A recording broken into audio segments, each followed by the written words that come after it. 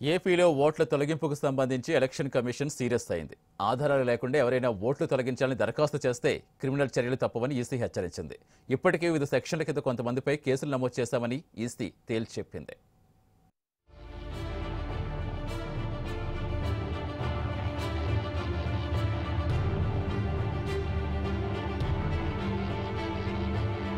రాష్ట్రంలో ఓట్ల తొలగింపు అంశం చాలా సీరియస్ గా మారింది.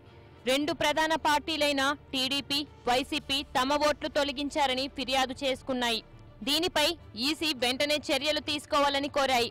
తమ ఓట్లు అక్రమంగా తొలగించారని, దీనివల్ల పార్టీకి విపరీతమైన నష్టం జరుగుతుందని రెండు ప్రధాన పార్టీలు ఒకరిపై ఒకరు విమర్శలు చేసుకుంటున్నాయి. జరుగుతున్న పరిణామాలపై ఈసీ సీరియస్ గా దృష్టి పెట్టింది. ఓట్ల తొలగింపు ఒక అనుచిత అక్రమ చర్యగా ఎలక్షన్ కమిషన్ వ్యాఖ్యానించింది.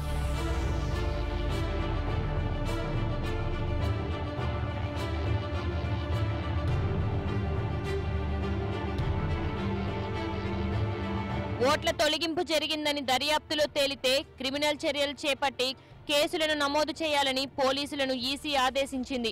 వాస్తవమైన కేసులు ఉంటే ఎఫ్ఐఆర్ నమోదు చేయాలని కలెక్టర్లను కోరింది. 9 జిల్లాల్లో ఐపీసీ 120(b), 419, 420, 465, 471 సెక్షన్లతో పాటు ఐటీ చట్టంలో 66, 66D సెక్షన్ల కింద కేసులు నమోదు చేయాలని ఎలక్షన్ కమిషన్ ఆదేశించింది.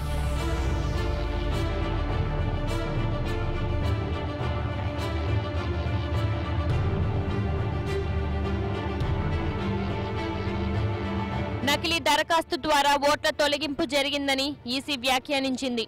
ఓట్ల తొలగింపు విషయంలో అందరూ జాగ్రత్తగా ఉండాలని ఈసీ కోరింది. ప్రధాన ఎన్నికల అధికారి అనుమతి ఉంటేనే ఓట్ల తొలగింపు సాధ్యమవుతుందని చీఫ్ ఎలక్టోరల్ ఆఫీసర్ ఒక ప్రకటనలో తెలిపారు. గత కొన్ని రోజులుగా ఓట్ల తొలగింపునకు సంబంధించి రెండు పార్టీల మధ్య జరుగుతున్న మాటల యుద్ధం తారాస్థాయికి చేరింది. దీంతో ఈసీ ఈ విషయాన్ని సీరియస్ గా తీసుకుంది. ఎవరైనా ఓట్ల తొలగింపు కోసం ఫామ్ 7 దరఖాస్తు చేస్తే తమ దృష్టికి తీసుకురావాలని ఈసీ స్పష్టం చేసింది.